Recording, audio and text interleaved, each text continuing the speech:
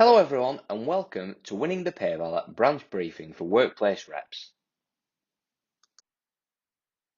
First of all, I'd just like to give you a couple of seconds to think about how your members feel about their pay and the latest pay cut suggested by the government.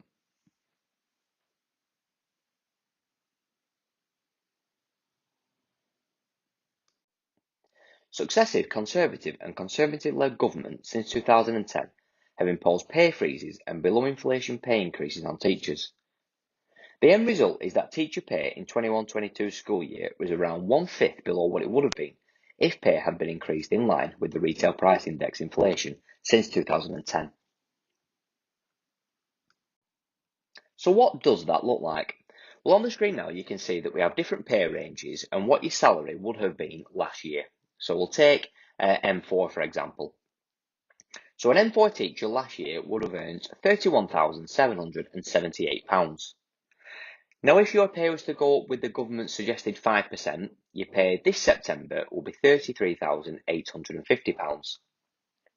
However, if your pay would have gone up in line with inflation since 2010, you would currently be on £41,506.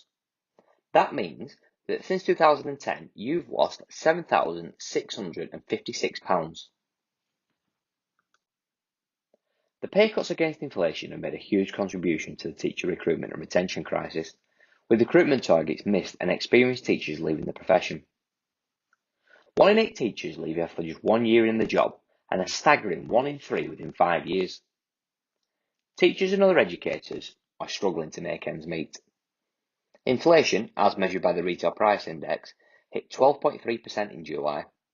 RPI is a better measurement of living costs than the government's preferred Consumer Price Index, but even the CPI was in double figures in July. The teacher pay increase is effective from the 1st of September and will be backdated to that date. The inflation figures for September won't be published until October, but the Bank of England and other forecasters are predicting that inflation will climb even higher. We've given the government a chance. In April 2022, our annual conference democratically decided to undertake a ballot if government failed to meet our demands for an inflation plus pay rise. On the 18th of June, 5,000 NEU members fronted the education bloc as we demanded better with over 70,000 other trade unionists. And on the 22nd of June, we wrote to the government asking them to amend their thinking on teacher pay in light of soaring inflation.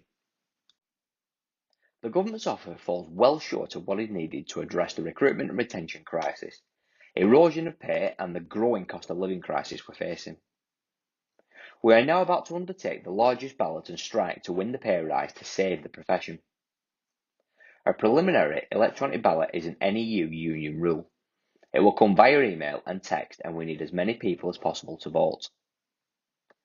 After the electronic ballot stage, we move to the formal ballot known as a statutory ballot.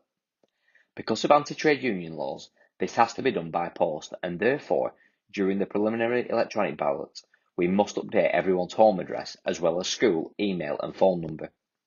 We need a 50% turnout and a 40% yes vote to take legal action under anti-trade union laws. Until the government changes course, we must continue our campaign and take strike action needed to safeguard the profession. On screen now is the teacher's ballot timeline. Now the preliminary ballot opens on the 24th of September and closes on the 14th of October, and it's vital that everybody votes within that ballot. It's also a really good opportunity to change your address, change your workplace and all the other details that we will need if the government fails to respond meaningfully to the prelim ballot. Now the formal ballot, the statutory postal ballot, will open on the 7th of November, so you'll actually need to vote twice. And the reason for this is we use the first preliminary ballot to show a strength of feeling and what our members think, and to update the membership details. And then the formal postal ballot is to whether we will actually take strike action. Now, in that postal ballot, we need to have 50% of our members voting it, and out of that 50%, 40% need to vote for strike action. Now, should the government not intervene at any point and not offer a meaningful resolution to this, we will aim to take strike action in mid-December, but that will be determined by the National Executive and only if the postal ballot exceeds the legal thresholds. Teaching unions are united on this. ASCL and NAHT have committed to consulting members on the pay offer, and NAS have committed to a formal statutory ballot in October. Now we're also taking action on support staff pay. The electronic ballot has opened on the 7th of September and will close on the 14th of October, in line with the teachers' preliminary ballot.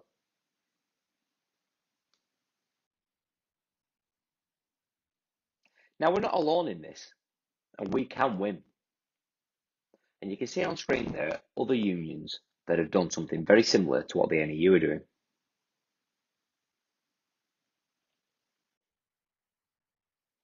So this is what we need you as reps to do. We need you to speak to all new members of staff and ask them to join the NEU to take part in these ballots. We need you to put up posters on notice boards and hand out leaflets, which I will show you on the next slide. We also need to ensure that all member details are up to date, and that's during the preliminary electronic ballot. And that's really, really important because members' home addresses need to be up to date in preparation for the statutory ballot.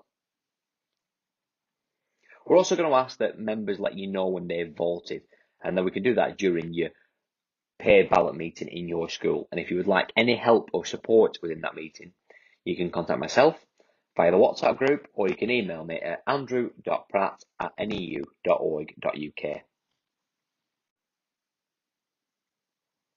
Here are some resources that we at the branch can provide to you when you're holding your pay ballot briefings.